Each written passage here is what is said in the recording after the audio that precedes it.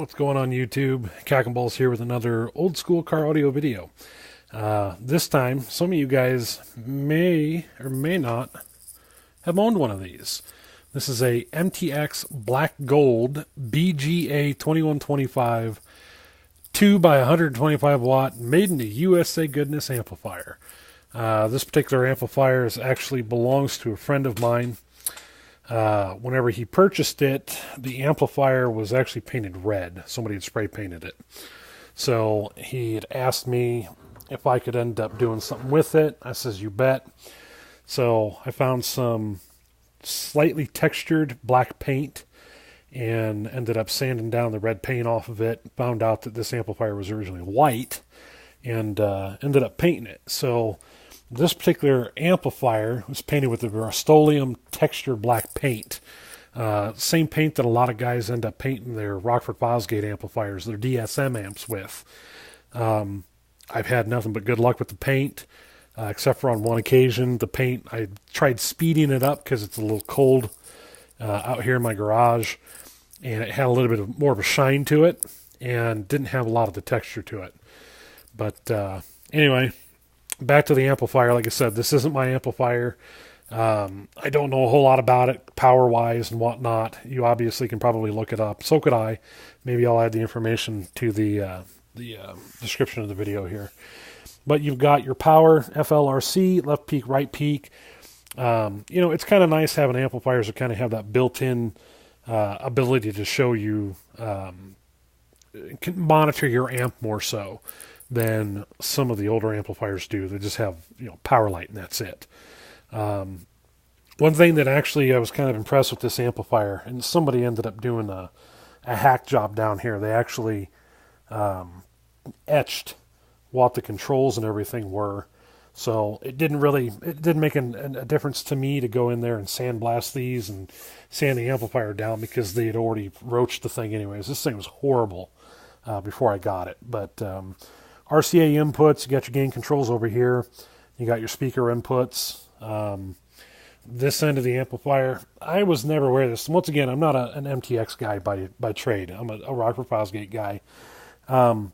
These maxi fuses, I wasn't aware that these amplifiers actually had anything quite that large. Not large as in 40 amp is large, but as in used a maxi fuse. Pretty much all the older amplifiers that I've ever seen always use just the regular blade style fuse. So this amplifier, like I said, it was beat to heck whenever my buddy got it.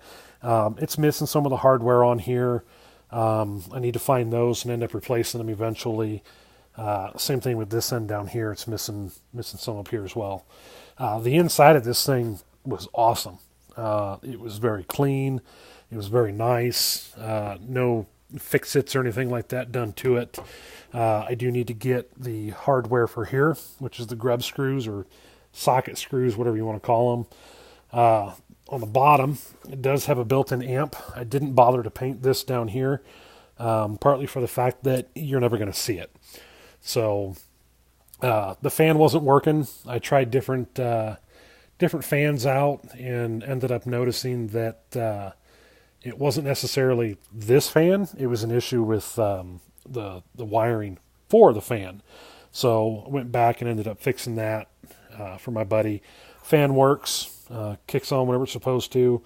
So, and it does have, there's a little gap here that I don't know if you can see or not, but there's a little area where the fan can move air that you don't really have to worry about. So having it being flush and getting airflow and stuff to it. So well, there you go. Just kind of a quick overview of a MTX BGA 2125.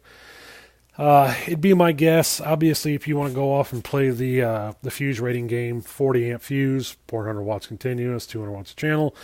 I got a feeling this thing probably puts out a little bit more than that.